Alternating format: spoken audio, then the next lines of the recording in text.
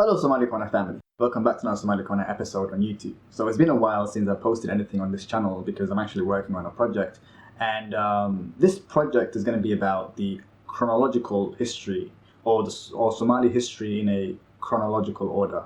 And hopefully by the time I'm done I'll be consistent with my content. You see, recently there's been a dispute on the internet between ethnic Somalis and individuals who are paternally non-Somali about who is and isn't Somali. And this video aims to settle this dispute for once and for all. In this video, my plan is to explain what it means to be Somali in all the different ways one can be Somali. Our aim is to not confuse people, but to educate and put these meaningless disputes to rest. You see, many people know little about what it means to be Somali, and their understanding of a Somali is nothing more than a nationality. Before we delve into our main topic regarding who is and isn't Somali, first let's establish what Somali identity is. To fully fathom the concept of Somali identity, I'll do some ethnographic comparison between Ethiopia and Somalia. And in doing this, hopefully by the end of this video, you would have come to understand the meaning of Somaliness, i.e. Somalinimo. When some people bring up the Somali identity debate, their concept of what it means to be Somali simply revolves around nationality, flag, passport. They equate Somaliness to the traditional, historically newly adopted concept of nationality and restricted borderlines, etc. But sometimes nationality isn't so simply defined.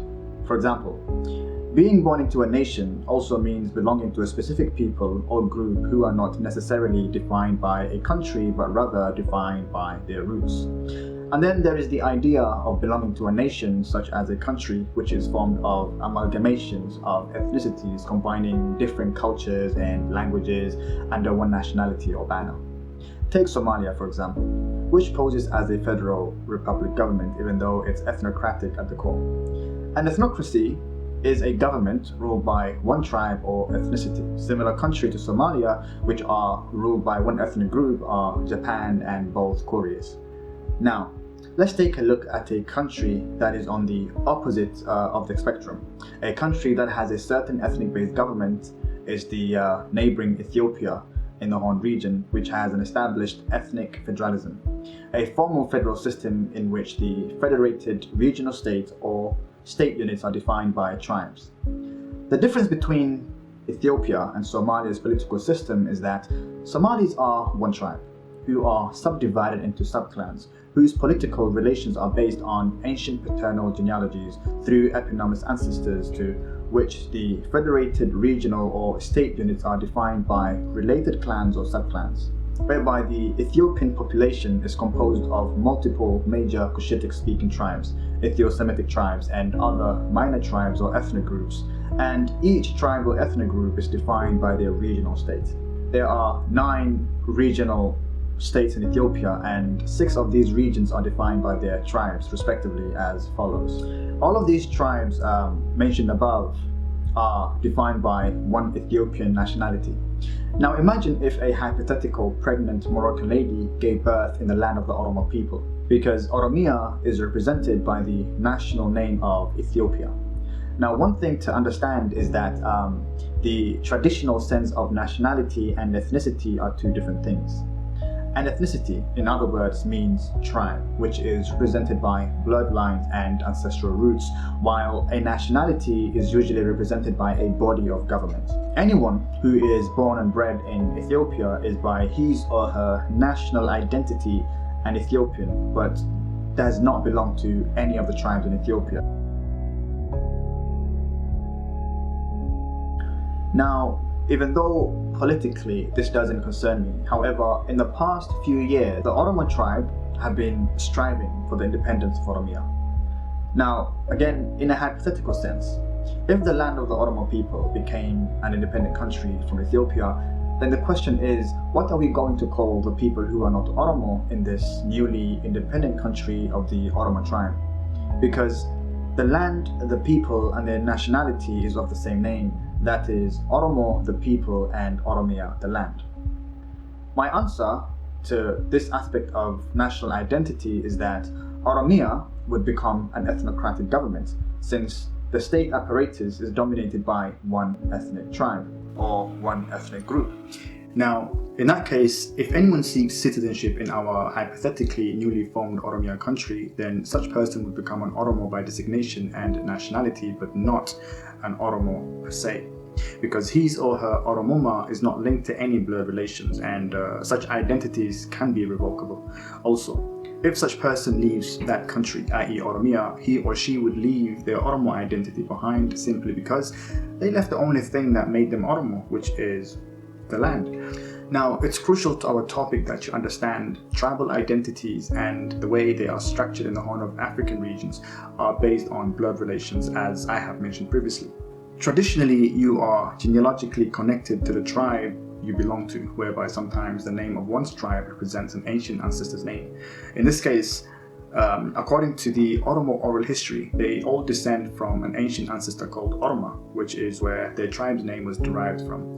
Such identities which are based on blood relations are irrevocable, because a person carries it with them wherever they go as a super mega family name. Finally, the Oromo people are not Oromo because of the land, but the land is Oromo because of the people who inhabit it. And the situation will be reversed in the case of a foreigner.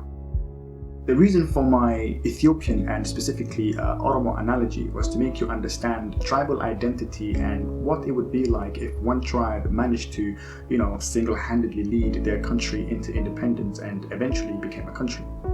In that case, let's not look any further, because this brings us to the Somali tribe, who are native to the largest and most strategic region in the Horn of Africa. The Somali people are not so different from their Oromo cousins, because we also follow the same tribal identity and structure as well. However, unlike their Oromo cousins, the Somali tribe managed to secure their land from all types of foreign authority and also influence. In turn, they became the influencers and colonizers of people within Africa, or within African interior and outside of Africa into Asia, as history attests to this. And the records of time bear witness to this, to how Somalis are fierce and warrior-like by nature. Today, the land of the Somali tribe is a recognized national country. Its citizens consist of indigenous ethnic Somalis and their subclans, also Arabs and Bantu minorities who are Somali by nationality and language, and also by designation. Similarly though, as indicated in our previous analogy, Somalis aren't Somali because of the land, but the land is Somali because of the Somalis. In other words, the land is named after the people, not vice versa. If the whole Somali tribe migrated to an inhabited remote island, then that would be New Somaliland. If all Somalis perished, then there would be no place to call Somalia or Somaliland. I hope that you all understand the difference between nationality and ethno-nationalism. Now, let me explain to you what it means to be, or what's the difference between tribe and clan, which people make the mistake of conflating the two. Let's take Somalis as an example, who are a major tribe in Africa with massive influential capacity.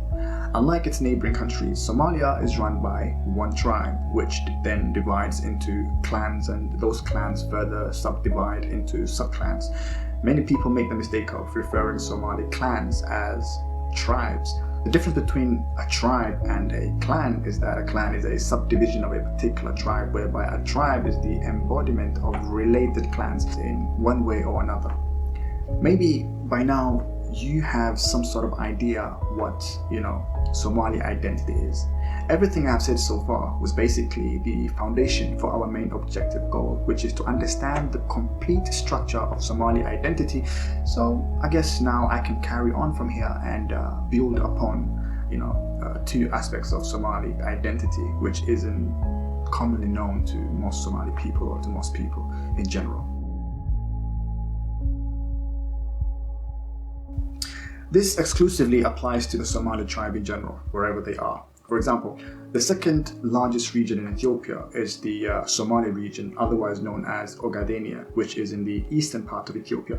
Somalis are native to this part of Ethiopia, hence the name. My point is there are minuscule amount of non-Somali residents in the Somali region of Ethiopia. These foreign ethnic groups living among the Somalis aren't Somali, even though they might have some aspect of Somali culture or speak the Somali language. I mean, still we can't refer to them as, such or as Somalis, whether, by means of designation or by culture. I mean, that is if they have adopted some culture from the Somalis whom they live among. And the second aspect of nationality is ethno-nationalism or ethno-nationality. Even though not entirely exclusive to Somalis, however, from a traditional point of view, this also applies to ethnic Somalis from Somalia, the country, which is also obviously run by them. Simply put, their ethnicity is their nationality, whereby non-ethnic Somalis who reside in Somalia are Somalis by nationality, not their ethnicity. I hope that's clear. Because ethnic nationalism is a form of nationalism where the nation and nationality are both defined in terms of ethnicity, with emphasis on, an ethnocentric, and in the case of Somalis, an ethnocratic approach to various political issues related to national affirmation of a particular ethnic group. The central theme of ethnic nationalism is that nations are defined by shared heritage, which usually includes a common language, a common faith, and a common ethnic ancestry. Those of other ethnicities may be classified as second-class citizens.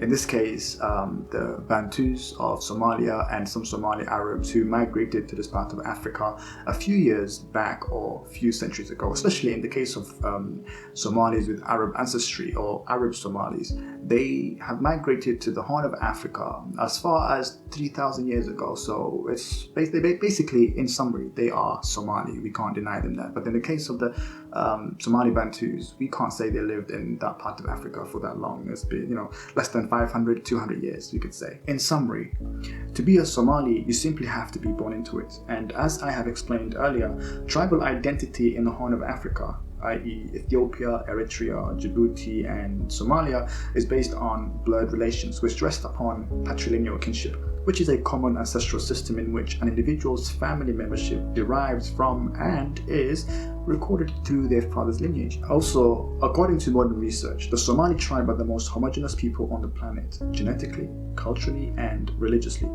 Now, if we go back to the core foundation of this topic, which I have mentioned at the beginning of this video, that is the debate regarding whether people who have Somali ancestry through their maternal grandfather should be accepted and regarded as Somalis, even though their paternal ancestry isn't Somali. The thing is, I hold a neutral position in this matter because in the Somali culture, we also respect our mother's paternal lineage as much, if not more, than our paternal ancestry. I say that reasonably because one's patrilineal ancestry plays an identity role, whereas our maternal relations play key role in importance of cultural upbringing. Judith Gardiner, in her book Untold Story, The War Through the Eyes of Somali Woman, she writes, "A man's strong relationship with his paternal uncle means that if his clan and his mother's conflict, a man will seek to protect his mother's immediate relatives, but if it comes to choice in battle, he is expected to forsake his mother's relatives to protect his father's relatives." Judith Gardiner, Judy L. Bushra, 2004. Now, since a man's patrilineal identity is the core foundation of his identity, it is worth forsaking what is most deeply and emotionally important to him for the sake of protecting his roots, because a man in a Somali society is expected to understand that lost roots can't be retained. Like a tree, your ancestral branches, i.e. land, will grow no more, and gab and seeds you shall bear none. Basically, that's why they use the term langab, meaning you have short ancestry, you've been short-lived, basically. This concept also applies to the general Somali identity. For example, a Somali soldier fights not just for the land, but most importantly for his Somali roots, because he understands there is no Somalia without Somalis. Again, Judith Gardiner and Judy L. Bushra write, "A woman is like her brothers in that her primary clan identity comes from her father and is shared with paternal relatives, and like her brothers, she has a special relationship with her maternal uncle.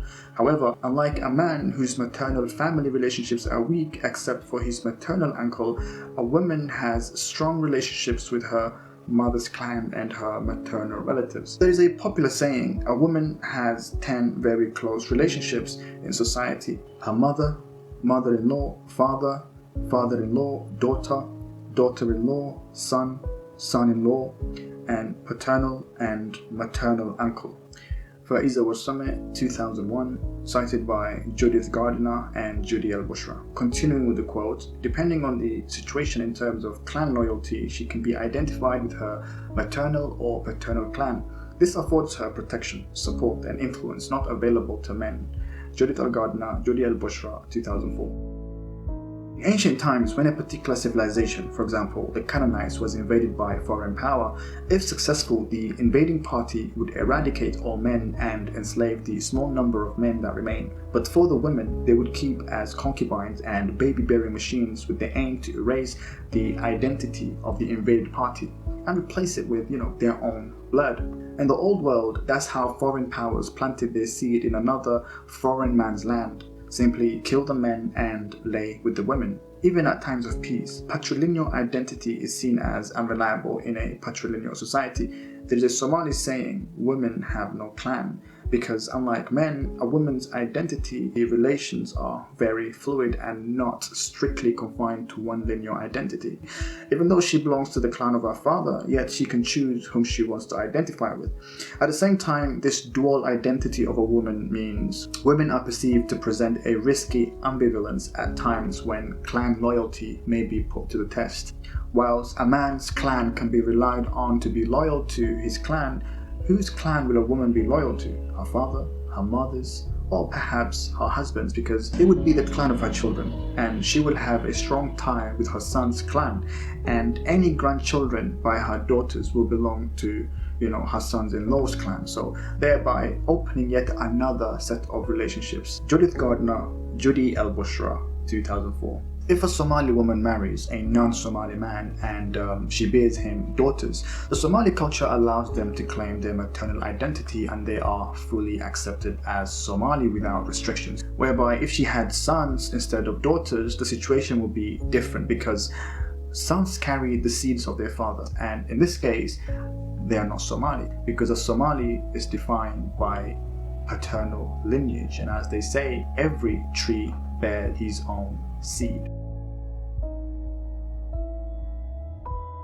Now, if we were speaking of nationality in the traditional or modern, or in other words, in the contemporary use of it, then obviously anybody can be Somali via nationality. But not everyone can be Somali by bloodline from their paternal side, with the exception of, obviously, Somali girls whose mothers are ethnic Somalis, as I have explained previously. While one who is Somali through their nationality can easily change their nationality, it is not the same for ethnic Somalis, because no matter what they do, where they go, the Somali identity will always be with them. That's the difference between being Somali by nationality and being Somali ethnically. If you're Somali ethnically, you can't leave your ethnicity. It's basically instilled in your DNA. So I'm going to end this video with a proverb that goes, Somali nimadu wa asal iyadik, which means to be an ethnic Somali is to have the bloodline and roots. Now that's the end of the video. Thank you for watching, and please do me a favor and do everybody else a favor by sharing this video for those who don't know what it means to be Somali. And also, I would like to thank my dear friend Ibrahim for working with me to complete this project. And please guys, he has a TikTok channel. Obviously I will leave his description and then the link to his TikTok under the description below. Click on it and go check out his videos. And on top of that, by the way, I would leave a PDF version of everything I have said under the description below. You can download it yourself. And finally, don't forget to subscribe, like and share, and don't forget to join our subscription membership.